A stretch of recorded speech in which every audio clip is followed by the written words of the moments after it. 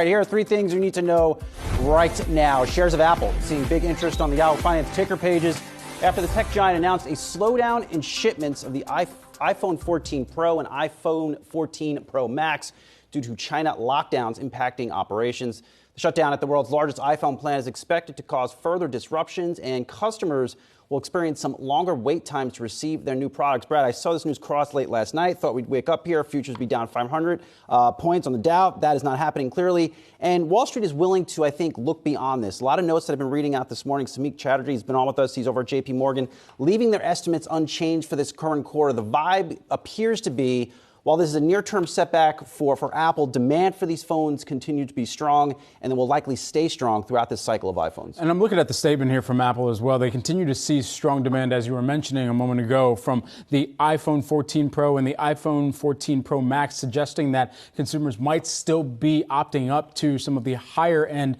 cameras, some of the higher-end functionality, or at least of this slate of products that have come out for this year. It does have a larger question for what is that actual super cycle, what's that next super cycle like for Apple? If you see consumers who are looking across the product suite right now, and whether it be Apple or whether it be the Google Pixel or Samsung's products on a smartphone perspective, that smartphone demand is something that has been cited. Waning smartphone demand, at least this year, has been something that's cited by even the chip makers that we heard from last week too. And so with that in mind, where does that continue to impact even a company like Apple on the demand side for some of their products? And could we hear more about some of the pulling back, at least in the near-term production levels from these major tech companies? Right, and it's not just an Apple thing. You know, when you think of China, COVID lockdowns, it's a Tesla thing.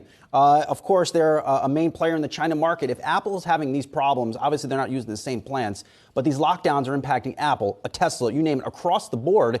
And you have to wonder, are just estimates too high for a lot of these companies that are overly reliant on China here? You look at Tesla, Apple. I'll even toss Starbucks into the mix. They reported last week as well. Quarter wasn't that great in China because of these lockdowns. It is a broader issue. Investors, I think, really need to drill down back into these companies, understand the China exposure. Could impact a company in Nike as well. Yep. One in the region where we've seen the propensity to continue to produce, not just on the production side, but then also on how you're selling into these markets. China, amazingly critical. And Goldman Sachs actually noted this morning, or in the note over the weekend, that the actual reopening is still months away. And so what does that look like in terms of the very companies that we're looking like? Months, yes, exactly. And elderly vaccination rates, they pointed that out. But case fatality rates appear high among the unvaccinated population in the region. And that's an interesting note. I read part of it, Brad, and I will say that goes against or flies in the face every reason why the market rallied in October and into November. It was really partially on this view China would reopen,